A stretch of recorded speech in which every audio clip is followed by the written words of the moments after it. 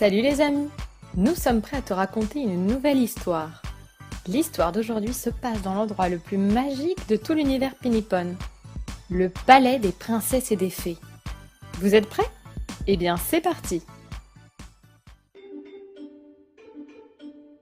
Tout se déroule dans le château à l'époque où y vivait la princesse Lydia. Mais savez-vous qui était Lydia? Évidemment qu'ils doivent savoir. Tout le monde connaît la princesse Lydia et sa beauté infinie. Oui, d'accord. Et tu sais comment je le sais? Car comme cela se voit, la princesse Lydia, c'est moi. Oui, ça saute aux yeux que vous êtes très belle, princesse. En effet, merci. Ce que la princesse Lydia ne savait pas, c'est que dans tous les royaumes alentours, on parlait de sa beauté. Mais aussi que c'était la princesse, la plus prétentieuse et capricieuse de tout le monde.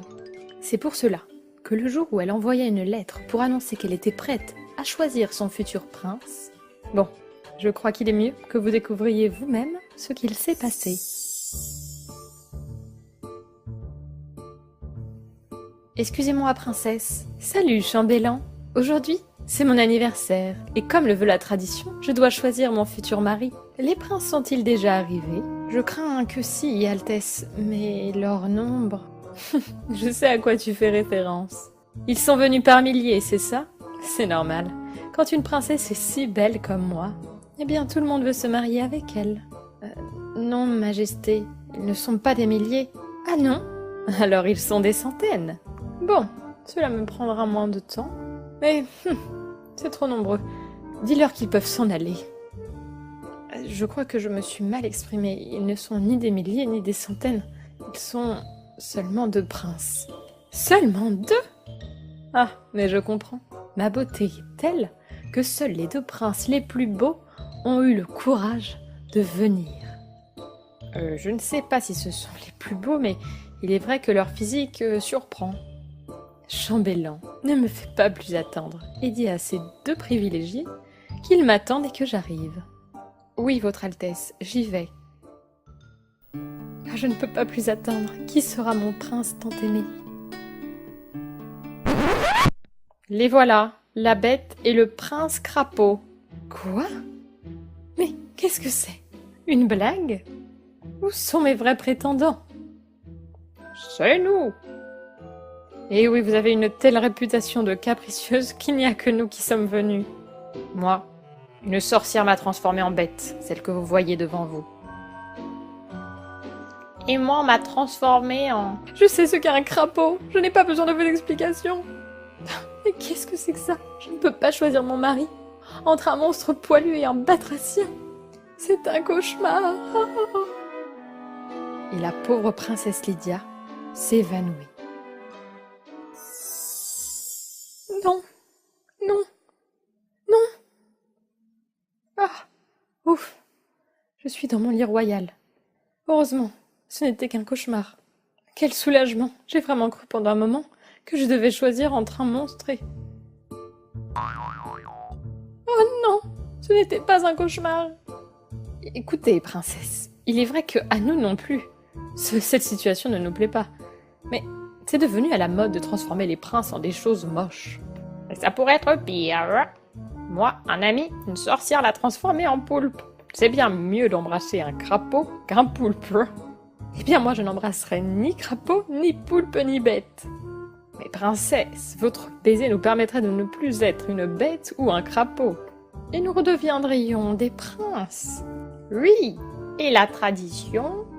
Cette tradition est une trahison. Mais je n'ai pas le choix. D'accord, je choisirai mon mari entre vous 2. Mais je le ferai à travers 3 épreuves. Cela vous convient? Super! Moi, je fais des sauts de joie. Eh bien, tout d'abord, un prince doit être intelligent. Alors la première épreuve sera de voir votre niveau de capacité descriptive. Super! Vraiment super! Alors, décrivez ma chevelure. La chevelure est jaune. Je dirais même plus blonde. Et très belle. Même très très belle. Sans aucun insecte à l'intérieur. Très mal tous les 2. Vous auriez dû dire que ma chevelure était aussi pure qu'un rayon de soleil. transformée en soie. Oui, bon, la soie, ce n'est pas une chevelure. Stop, vous avez perdu tous les deux. Il vaut mieux pour vous que vous réussissiez la prochaine épreuve. La danse. Un roi doit savoir danser. Comme moi. Regardez comme je danse. Je suis la meilleure, vous voyez? Et maintenant, à vous de me montrer. Sans problème. J'ai même un cousin qui a permis à sa future femme de tomber amoureuse de lui seulement grâce à la danse. Il lui a pris la main et... Non, non! Tu vas me mettre plein de poils dessus. Je ne peux pas danser avec toi. On pourrait dire que je suis tombée dans une litière de chat. Moi, je parais petit, mais je peux faire des sauts très hauts. Alors saute loin. Ta peau est collante et humide. Je ne peux pas permettre que tu t'approches de ma robe. Bon, cette épreuve aussi, vous avez perdu. Quelle horreur. Bon, allez, dernière épreuve. C'est sympa de dîner à l'air libre. Je vous ai emmené ici pour vous annoncer la dernière épreuve, la bonté. Un roi doit être bon. Alors expliquez-moi ce que vous avez fait de plus généreux dans votre vie. Il y a de cela un moment, mon petit frère a mis en colère une sorcière qui voulait se marier avec lui. La sorcière lui a lancé un sort. Et moi, pour protéger mon frère, je me suis transformée en cette bête que vous voyez. Oh, alors cette malédiction que vous portez n'est même pas la vôtre. C'est pas mal. Moi aussi, ça a un rapport avec mon aspect. J'ai découvert une cabane construite par une sorcière pleine de sucreries qu'elle avait construite justement pour attirer les enfants. Elle les gardait, les coupait et les mangeait. Alors, je me suis confrontée à elle et au dernier moment, elle m'a lancé une malédiction. Et voilà. C'est pas mal, mais aucune de vos deux histoires ne peut être comparée à la mienne. Et à ce que j'ai fait. Ah bon? Et qu'as-tu fait? Eh bien, beaucoup de choses. Par exemple, manger avec un monstre poilu et un crapaud. Et ça, seule une personne très généreuse pourrait le faire. Ça suffit. J'ai perdu, je ne veux pas de baiser. Moi non plus. Je préfère vivre avec cette malédiction que d'avoir en face de moi un baiser de la princesse la plus prétentieuse. Quoi? Vous ne voulez pas m'embrasser moi? Mais tu es un monstre. Oui, horrible. Tu es une princesse très belle, mais tu n'as aucune autre qualité. Mais, vous avez raison. Je suis une princesse horrible. Pour cela, personne n'est venu à ma fête, et je n'ai même pas d'amis. Il ne faut pas non plus se mettre dans ces états. Mais oui, tu as sans doute des amis. Non, même Chambellan n'est pas mon ami et me déteste. Allez, je te laisse. Je le mérite pour être si mauvaise. Ne dis pas ça, tu vas me faire pleurer moi aussi. Oh, si tu veux, je peux te faire un bisou pour que tu ailles mieux.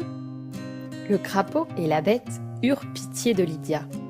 Et quand ils lui donnèrent un baiser sur la joue, il se passa quelque chose d'incroyable.